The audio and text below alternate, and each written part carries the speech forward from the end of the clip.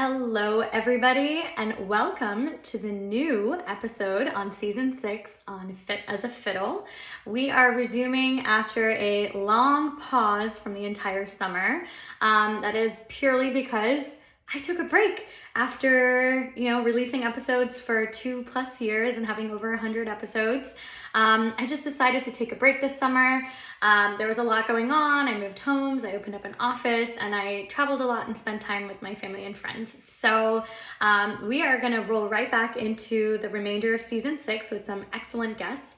But I kind of wanted to pause and do one recording for you guys. Totally impromptu. I don't have a script for this at all. I'm just talking to you guys from my heart. It's stuff that I tell my patients all the time. And so I just figured, why not give you guys a little tidbit into some things that I talk to with my patients regarding motivation, being able to do the things that you want, but being able to put the effort that goes behind that. So the first thing that I wanted to say is one of my most common questions as a physical therapist that I get from patients is, do I have to keep doing my exercises forever? And my most common response to that is, do you brush your teeth every day? And do you brush your teeth even though you don't have cavities? So it's a funny joke, but it's kind of not, because in reality, all of us need to move our bodies. That is like the essence of being human, is we need to move our bodies. If we stay in one place for too long, or if we move our bodies in ways that are not conducive for ourselves, things sometimes go wrong, and that manifests in pain or aches, or it can affect your mental health in a lot of ways. So movement is key, and that movement looks different for everyone. What you like also differs from one person to another. So there's no prescription for exercise that's like this one thing is the perfect thing that you're going to be doing forever. And sometimes that evolves as time goes by as well. So in essence, to answer the question of do I need to do my exercises forever, it's yes, but it might look different from month to month, year to year, based on what you like and based on what your body needs as well. But it is really just essentially important to keep up with an exercise program. And so what a physical therapist does, or what I do for my patients, is we do a comprehensive evaluation. And we take a look at what's going on with your body and what's contributing to dysfunction or pain or whatever your complaints are. And then we come up with a plan. And that plan does not just include me giving you a massage. No, that's wrong. It doesn't just involve you doing X number of 3 sets of squats or whatever the case is. That's also wrong. Nor is it just about, just make sure that you use this particular device or sleep on this kind of a bed. It is comprehensive, it's integrative. And so a PT is supposed to take a look at all of the components of your body that's individualized to you, but also your environment that's contributing to, any of the factors that are, resulting in your pain or dysfunction. Plus, what are your motivations and what do you like to do? Because at the end of the day, if you are not gonna do the things that we discuss in our plan together, there's really no point, right? So we have to come up with a plan that works for you. And so putting all of those pieces together is what is important in coming up with a customized plan that involves maybe some level of manual therapy, some level of exercise training, whatever that's supposed to be for that person, and then some level of also functional training. So things like ergonomic assessments can be really helpful so that you can sit at your desk with less pain. It's also really important for you to be able to, pick up your baby off of the floor with good form, because you're going to be doing that over and over again, right? It's a repetitive motion. So all of the factors that are, in your everyday environment that result in or contribute to directly or indirectly into whatever you're coming to me for, we're going to work on all of those things. So another thing that I tell my patients is, if you're doing 10 things to make your situation worse, you need to do 11 things to make the situation better. And this phrase actually comes from one of my instructors when I traveled to New Zealand for a clinical affiliation and worked there for a couple of months. And I love that. And it stuck with me even to date. And I say that all the time to my patients because, for example, if your pain results from sitting all the time, then if you're sitting in front of a computer for 8 hours a day and you only do, 10 minutes of stretching, maybe that doesn't net out to you feeling that much better. So we have to modify the way that you're sitting, get you a standing desk, change your chair, figure out a way to incorporate movement throughout the day so that at the end of the day, we're netting positivity and less pain, as opposed to just kind of getting into this disgruntled state where you're constantly, stuck in the spiral of what am I going to do? I did what my PT told me, or I did that exercise, but nothing is changing. So that's one thing. The next piece is, the motivation component to all of this. So the best way that I want to put this is, you're not going to do something if you don't know why you're doing it. So your physical therapist or whoever is giving you an exercise program or telling you to do anything about your health, whether that's an orthopedic specialist or an acupuncturist or a nutritionist or whoever, they need to explain to you why you need to do the thing that they're telling you to do. If that doesn't happen, then why would you do the thing, right? So first of all, if you don't have the information, you need to ask or seek out the information on what are the things that I need to do to overcome whatever this thing is that you're going through, and why do I need to do those things? And so sometimes for my patients, it can be really helpful I'll create like a spreadsheet for them where I say, here are all the things, the components that we're working on, and these are the different reasons why we're working on them. And then here are the goals that we're trying to achieve as a result of doing this thing. And it can be so game changing for two patients who are given the same exercise program, and one is just really told and explained in detail versus the other one that's just given a prescription of here's your exercise, for their outcomes. And you really need to believe in what you're doing too, right? So that's also really important. Everything that you're given should have a sound base in some level of evidence-based medicine, along with clinical specialty from the provider that's giving that to you. Plus, what are your belief systems and what are the things that you understand about the world, and how do those components come together to help you ultimately, right? Because at the end of the day, that's what we're looking for. We're looking for you to get better. So if you're being prescribed to do something, anything, whatever that thing is, then you understanding it and really understanding it is essential. So one thing that I also help with my patients is getting them to create something, or rather access something called the negative space.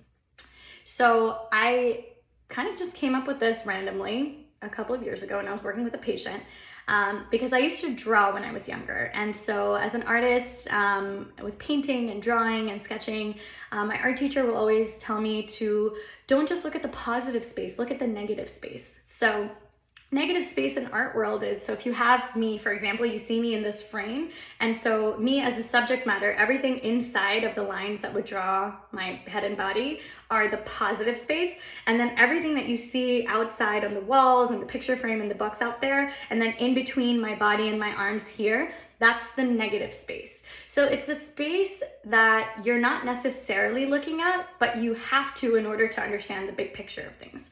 So in my PT metaphor, the negative space is actually the space or time that you have that's not dedicated to doing a particular task, that kind of just rolls and happens in the background no matter what. And it happens to all of us. It happens every single day. And sometimes it happens every single hour because we have small attention spans as humans. So we actually have a lot more negative space in the sense of we're not just focused on one thing and doing that one thing for any particular span of time all the time. So an example of negative space is the time when you're waiting for your coffee to brew, or you're waiting for the kettle to finish boiling your water, or when you are brushing your teeth, or that time when you wake up and then you just start scrolling on Instagram while you're laying in bed. All of these times are, spans of times that you could be doing something else, but it's just mindless time. When you are waiting for something in line to go check out, when you're sitting in public transportation, whether you're sitting in a car and likely in a passenger seat in this example, you can't be doing something that's going to be dangerous.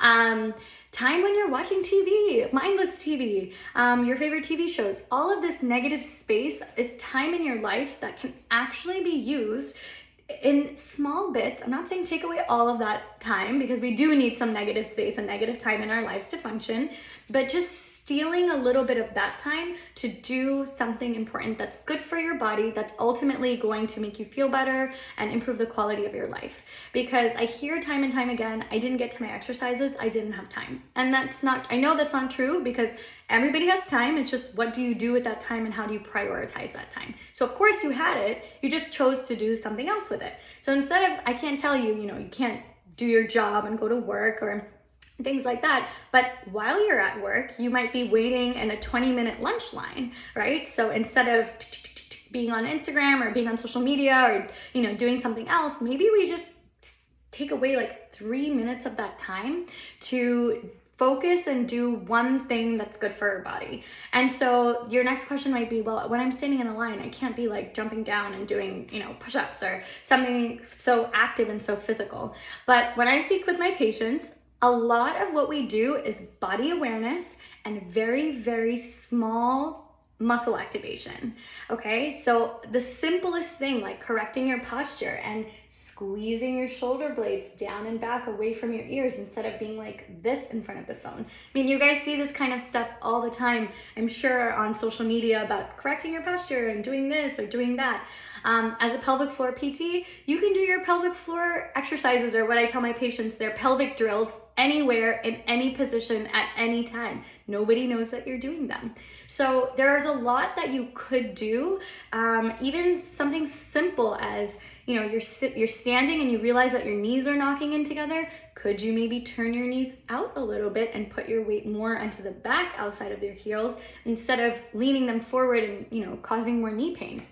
So there's tons of things that you could do. But the point is, finding those small spans of time, ideally if you're at home or, in a private setting where you could, if you wanted to, just steal 5 minutes from that negative space to do your exercises. Just a couple of sets of something really small and simple, like body weight squats, if that's right and appropriate for your body and you know how to do them appropriately. So the point is, we all have time and we all have the ability to take charge and to make changes in our life. And it's not easy. I mean, I'm guilty of it too. I had a pretty crazy summer, and there was some span of time that I was like, I'm gonna go this whole week with just walking. I'm not gonna do my strength training, and I'm not gonna do this, and I'm not gonna do that. I'm just gonna be mobile and walking around as much as I can. And that's okay. You deserve some breaks here and there too, but not at the cost of your health, and not at the cost of your physical or mental health, and not at the cost of your well-being overall. So it takes a little bit of that time, energy, focus, concentration to get into even a mindset where you can even figure out a way to incorporate movement into your life. But as a PT, I'm telling you right now, and even not as a PT, as a dancer, as a yoga instructor, and my whole life just being revolving around movement in so many different ways, I will say that when you do move your body, you do feel better. And you have to move your body well and appropriately. And sometimes you just need a little bit of coaching on how to do that. So don't give up. And don't feel bad if you fail, quote unquote, because what really is failure, right? As long as you're learning. But if you don't make your goals any given week or any given month, it's okay. Be kind to yourself, love yourself, give yourself another chance. You always have, the future ahead of you to make those changes. So put in the time, forget about what happened before. And if you fell off of something that you were supposed to do or that you knew that you could do, just get right back into it, create the time, create the space, find your negative spaces, see a PT. You don't have to go to physical therapy only when you're in excruciating pain. When you feel like things are creeping up, you can go see a physical therapist then too. We really take a look at your whole body. We take a look at how everything is working and integrating. So I think it's really beneficial to get a checkup no matter what, just to understand better ways to improve posture, body awareness, and how to move better, but especially if you're experiencing any aches or pains. So let me know if you guys have any questions, comment below. This video is gonna be on many places, including Instagram and YouTube, and Facebook, but the audio will be on our podcast, Fit As A Fiddle. So tune in. If you're listening on one of the video platforms, tune into our podcast, Fit As A Fiddle. We have an incredible lineup of guests coming up for season 6, and I'm really excited to listen to all of them. All right, guys.